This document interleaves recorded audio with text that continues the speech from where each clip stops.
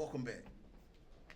Today we have Raymond Garcia, the chairman of the Hispanic Republican community right here in Colorado Springs, Colorado. Mr. Raymond, thank you so much. Can you tell us a little bit about the importance of what's going on today, what we're doing here with the El Paso County Republican Party?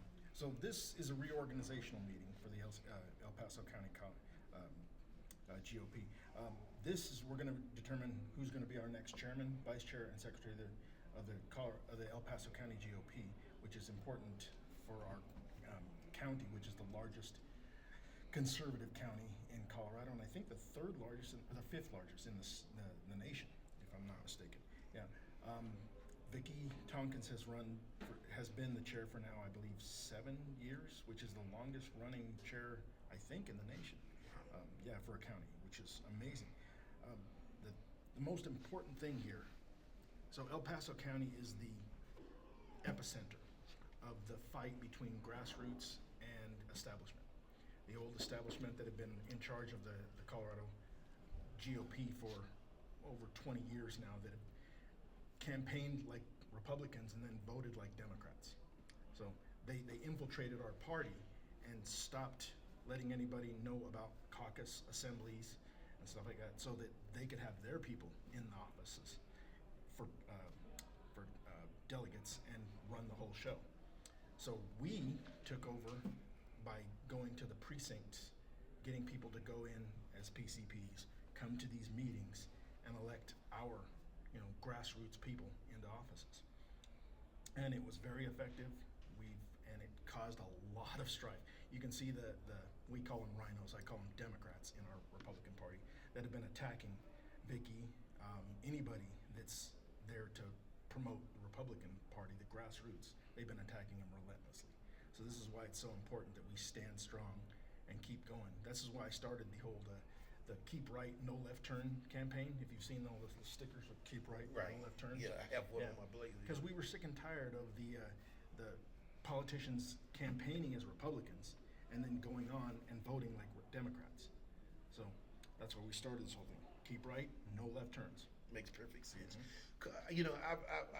I've always been impressed with you because when I came into the party in 2020, the first caucus I went to, you was there and you was pointing us out. And so every time, whether it's going to district or county or state, I always try to find you. You know what I'm saying? Get some sort of direction as to what's going on. And so let me ask you, it seems to be a problem of there has to be I don't even know, by and large, 50+% of unaffiliated voters. And how do we tap into that? We as Republicans tap into that to bring them on board so that we can strengthen our chances. That's real simple. The reason they left is because we were no longer acting like Republicans. So over the last 20-something years, you've seen the Republican Party dwindle in numbers because we elect Republicans to get into office and then they vote like Democrats. So you ask anybody that's unaffiliated now that was Republican, ask them why they left the party. Their number one answer I always get is, I didn't leave the Republican Party. The Republican Party left me. So you want to bring them back? Do exactly what we did for the last 2 years here. We have acted like Republicans. We campaigned as Republicans. We stood up and we did everything Republican. The people see this and they're like, wow, it's Republican again? I can go back to the party. So the Colorado GOP has gained numbers. Everyone for the last 20 years has been dropping numbers. This last 2 years under Dave Williams, we've gained numbers. Tremendous. We've won seats in the House, in the Senate. So in the State House and State Senate, we've flipped seats in the national. We brought Republicans back in, and this is because we're standing up and being Republican. They can follow it. They don't have to choose between Democrat and Democrat light. They can choose between Democrat and Republican. That's what we need to do, stand up and be Republicans again. Most of the libertarians that often side with the Republicans are in the western part of the state. What are we doing as far as to bring them on board? I know a lot of them, vote Republican, but it seems that there may be some sort of slippage from what you've said, whether it's independents or whether it's Libertarian Party, that have been, going back and forth. What can we do to secure all of those votes? Well, like I said, we just need to start being Republican again. Okay. They are the people out there are yearning for somebody to follow. That's why they got behind Donald Trump so much, because he has a backbone. He stood up. He didn't pander. Wasn't a squishy without a backbone. He stood up and was Republican. That's why everybody joined in and jumped on that bull, because they want a Republican. They are yearning for a Republican to follow, and that's what they got. Okay. Governor Polis is obviously he's not running no more because of time limit. Who do you see Greg replacing Lopez. him? Absolutely. He's the only choice we have. He is by far the best choice we have. Explain. Greg Lopez, he's been in politics quite a while. He started off as a Democrat before he realized he was a Republican.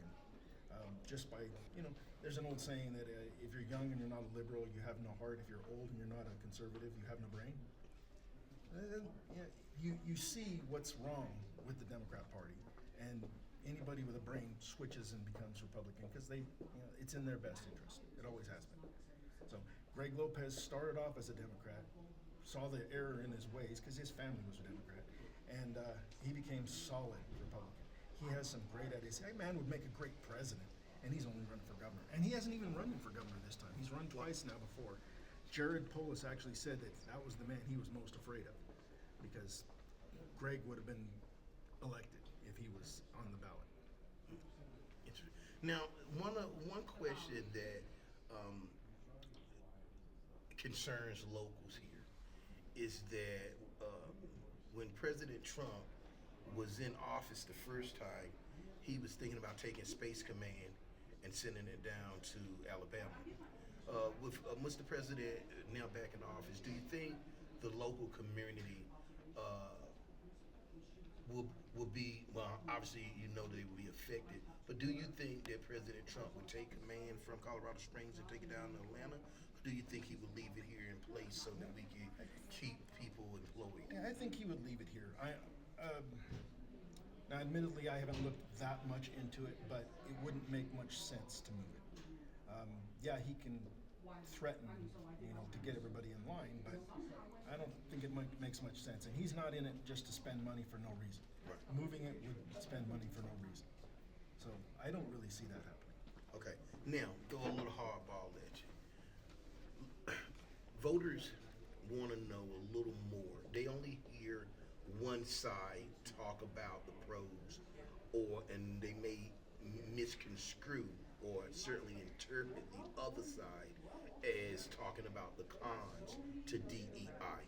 Can you explain the two different philosophies to why it's important to get rid of diversity, equity, and inclusion, and versus the opposite? And the reason I say this is because some believe that there has never been a time that DEI has excluded merit-based personnel. Could you just talk a little bit about that and clear things up for DEI folks? is one of the worst systems they have.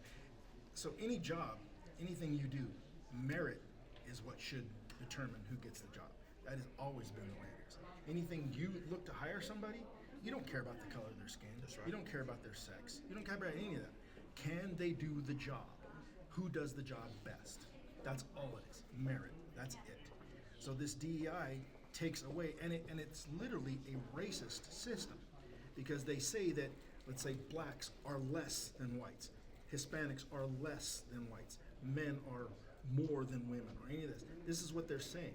They believe that blacks are less, Hispanics are less, women are less. It's very racist, very sexist. They don't want to put anything. If it was something physical, then a man has more physical strength than a woman, then it would be determined by this physical strength, which is the merit. When it's something that's mental or their policies and all that, it's all about merit. It has nothing to do with their sex, color, race, religion, national origin, any of this. That's why the Democrats want to push that so much, because they're always about dividing race. They blacks against white, old against young. It's always division with the Democrats. Excellent. Now, I also want to talk to, President Trump just delivered the country a victory in banning transgender from sports. Mm-hmm.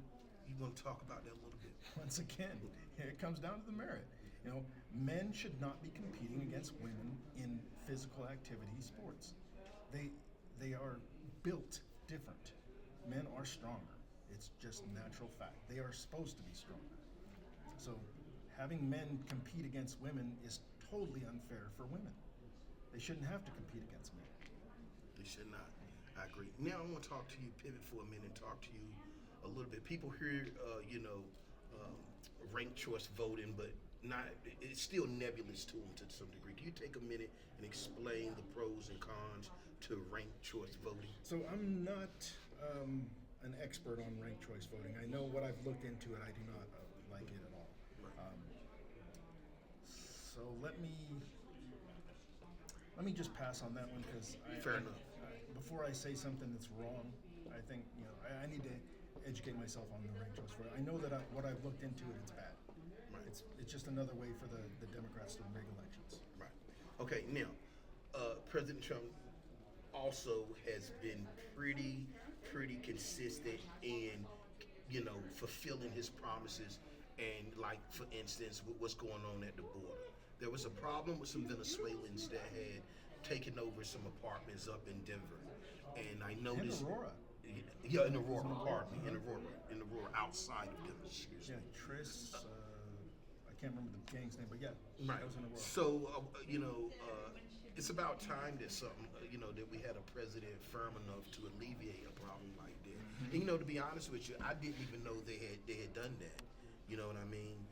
That I don't go to Denver that much either, but it just goes to show you what kind of exposure that the last administration exposed us to in terms of, letting people into our country.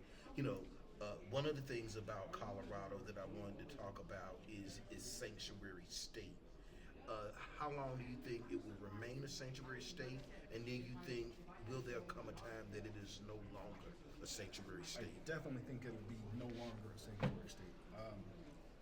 I see the sanctuary state thing going away pretty quickly because there's no reason to give cities the ability to break laws. It doesn't make any sense. And it's a bad policy all around. If a law is there, there's a reason for it. You don't like the law, have it changed. But as long as it's there, it needs to be enforced. I like it. And lastly, you seem so knowledgeable, and and I've always seen you, and I don't mind saying this. I'm on record for saying this. You have been the hardest working person that I've seen in 5 years in the El Paso County political party. Do you have aspirations of going up higher? Because many of us, we talk that we would love to see you in more of a leadership role. Not that you're not now; you're in a leadership role now, but we see you as a huge asset to the party, and want to know, will you run for chair or higher office at some point? I probably will not. I do not have the temperament to do what Vicki Tompkins has done. Has been attacked relentlessly with vicious lies, just from the day she took over. Same way with Dave Williams. He was attacked viciously with lies from day one. They said the prior administration left him in debt. Same with Vicki.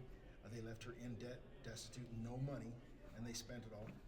Dave's prior administration, KGB, I call her KGB, she's KBB, left them in debt and said that they left $100,000, but there was none. They gave themselves bonuses for the biggest losses in Colorado history for GOP across the state.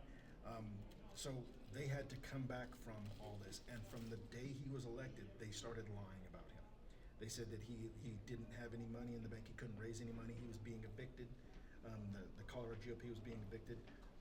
All lies about him, and all of it have come to be proven lies.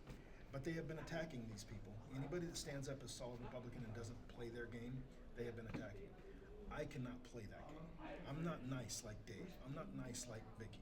They are saints, in my opinion. To do what they have done and not just gone off on people, I don't know how they do it, but that's why there's no way I would be in a good position for that. Well, we appreciate the role that you do play. And as a bonus, one other thing, Can you talk a little bit about the Hispanic Republicans and what you would like to put out there about them and how you can be reached? So you can reach me. You can go to our website, which is ColoradoHispanicRepublicans.org, ColoradoHispanicRepublicans.org. My personal email you can get on, which is r.garcia@ColoradoHispanicRepublicans.org. My personal phone number, 720-837-3766. And 720-837-3766. Call me anytime. I'm more than happy to talk to anybody about this. As far as Hispanic Republicans go, Hispanics naturally are conservatives. We believe in faith, family, and freedom. So the only thing is that the Hispanic community has been lied to by the Democrats for decades, saying that Republicans are racist. The Republicans aren't there to tell them otherwise, so what are they going to believe? Now, when they look into it, the same as black community, when you look into it, there's nothing the Democrat Party has ever done that has not been racist. There's nothing the Republican Party has ever done that has been racist. The Republican Party was started to end slavery. The Democrat Party was the party of slavery. They started a civil war to keep their slaves. Okay? They fought against the 13th, 14th, and 15th Amendment. And all pushed through by Republicans, all fought by Democrats. They started the Ku Klux Klan to keep blacks from voting in the South. They started Jim Crow laws. They authored Jim Crow laws. This is all Democrats, all fought against by Republicans. And as far as you look into the 19th Amendment. Women's suffrage. Women's suffrage. 1920. The Democrats fought against women's suffrage.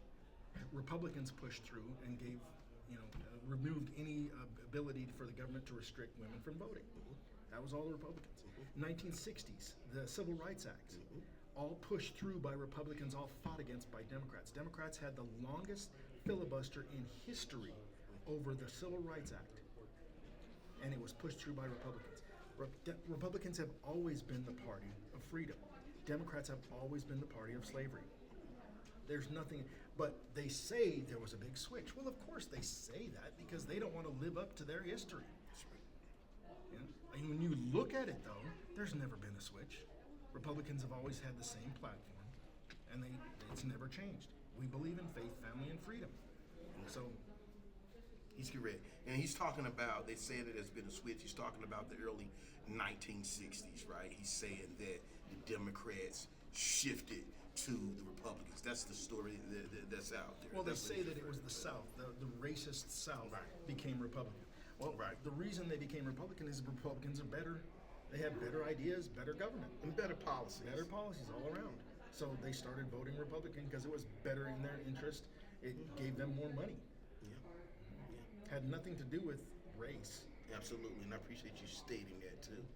Well, it's been a full day, and I know you're a busy man, but we're so grateful that you would take this time to talk with the podcast of Last Frontier, and we'll be in touch because we definitely want to. You keep your hands on the pulse of what's going on in the community, and so we definitely want to get back with you from time to time and get an update on how President Trump agenda has been laid out. Thank you so much, Mr. Garcia. It's good talking to you. It's good talking to you.